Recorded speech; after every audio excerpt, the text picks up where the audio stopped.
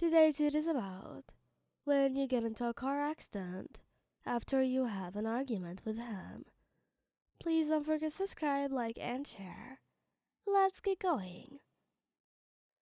You and Bakugou were having an argument about you not going out with revealing clothes.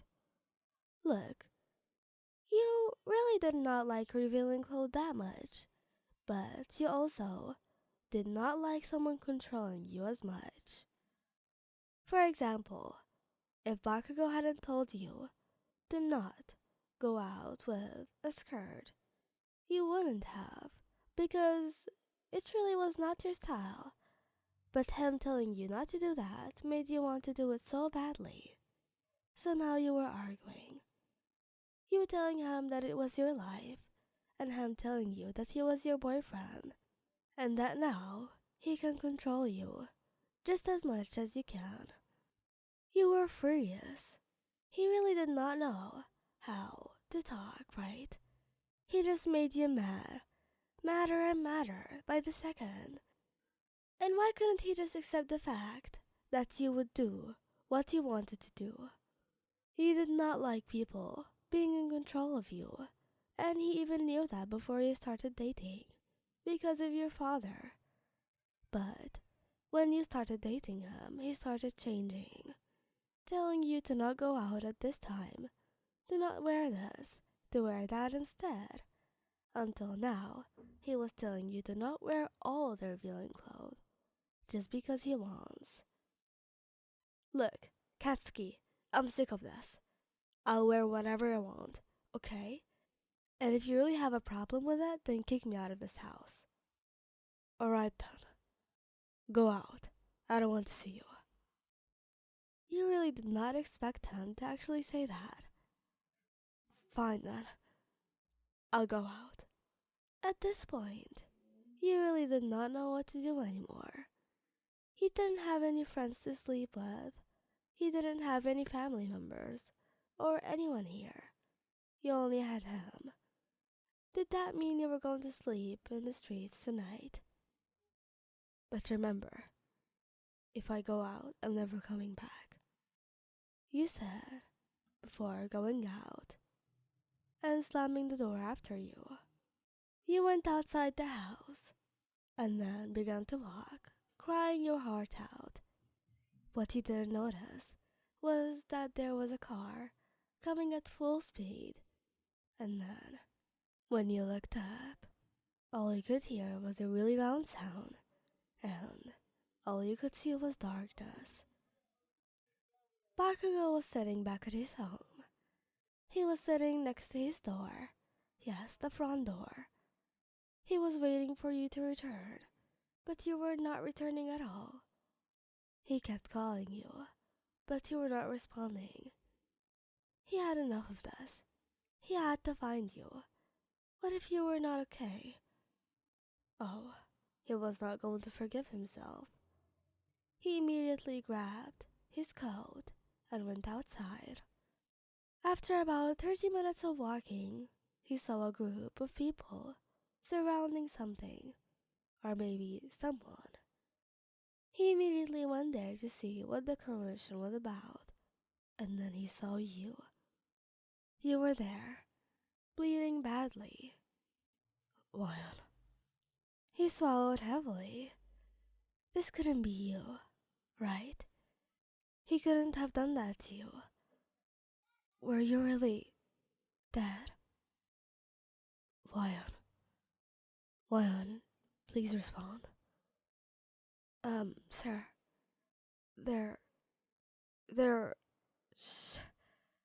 Don't you dare say anything. They're okay. They're alive. They just needed some sleep. I'm sorry, Lion, okay? I'm really sorry. I'll get you back at my house. You can wear anything you want, alright? I promise you I'll never talk to you again like that. You can do whatever you want without me judging you. From now on, I'll make you do whatever. I promise. Just please come back. Please don't die on me. I love you. At this point, he was sobbing his heart out. He was really so sad, and he never wanted something like that to happen to you. He always wanted you to be safe. Yes, he argues with you a lot about those things, but it's also because he doesn't want you to be uncomfortable with guys' stares, and it's also because of his jealousy. You know, he kept yelling at them to call an ambulance, even though they did, and he knew they did. After about 10 minutes, the ambulance arrived, and he kept screaming at them for being so late. After you both arrived at the hospital, you were pulled into the emergency room while Bakugou was still sobbing. He remembered he had to call your parents and tell them. But how exactly will he?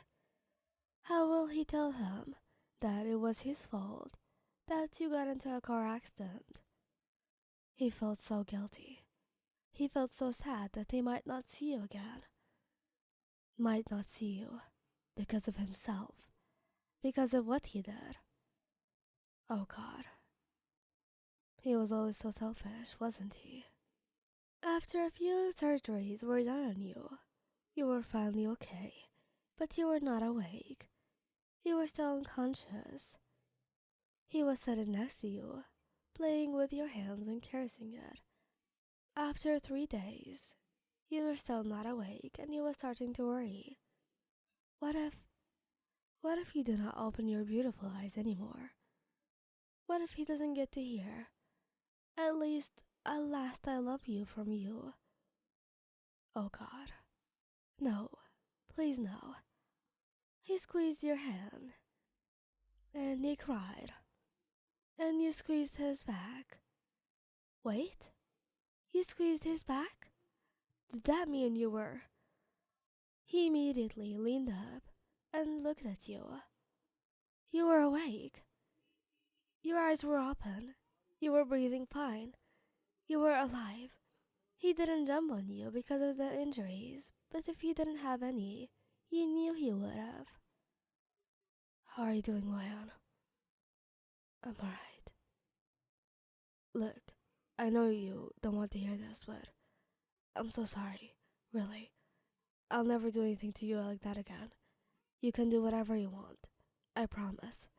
From now on, I won't ever do that to you. Again. Ever. I forgive you. I love you so much, Katsuki. And now put him to peace. I love you too. He kissed you on the lips, softly. Thank you guys for listening. Hope you liked the video. Please don't forget to subscribe, like, and share. Goodbye!